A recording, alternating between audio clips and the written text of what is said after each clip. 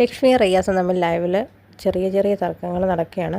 റിയാസ് എന്താ പറഞ്ഞതെന്ന് ചോദിച്ചാൽ, റിയാസ് നിങ്ങൾക്ക് പുറത്ത് നല്ല വോട്ട് കിട്ടുന്നുണ്ടെന്നുള്ള കാര്യം മണ്ടത്തരത്തിൽ വിളിച്ച് പറഞ്ഞിരിക്കുകയാണ്.